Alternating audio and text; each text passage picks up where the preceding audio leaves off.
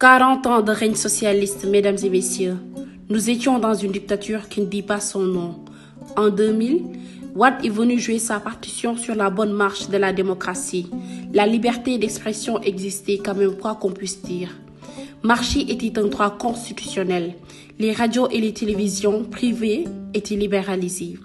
Les journalistes plus libres dans l'exercice de leurs fonctions.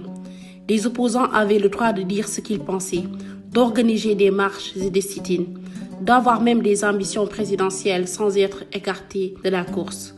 Avec Wade, c'était vraiment mieux. Puis, nous l'avions sanctionné en 2012. On ne voulait pas qu'il fasse un troisième mandat, on ne voulait pas non plus qu'il soit substitué par son fils après son mandat. En 2012, Macky Sall est arrivé au pouvoir et depuis lors, c'est le recul démocratique que nous avons constaté. Des dossiers de justice contre tout opposant de taille et qui avait des ambitions présidentielles. Karim Wade est emprisonné arbitrairement et puis exilé et empêché de participer aux élections de 2019. Khalifa Sall également subit presque le même sort.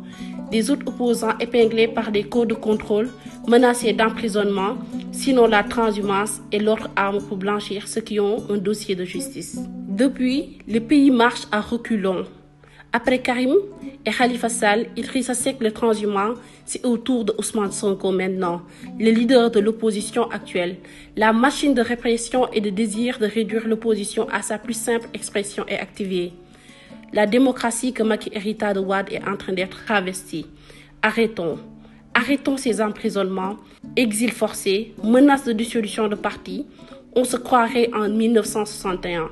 Macky Sall hérita d'une démocratie, mais est en train d'instaurer une dictature doucement et calmement. Accepterons-nous que Macky Sall transforme notre démocratie qu'il n'a pas héritée? Accepterons-nous que le Sénégal soit une dictature? Patriotes du Sénégal et de la diaspora, levons-nous comme un seul homme, mobilisons-nous pour la liberté et la démocratie. Libérons ce pays, patriotes.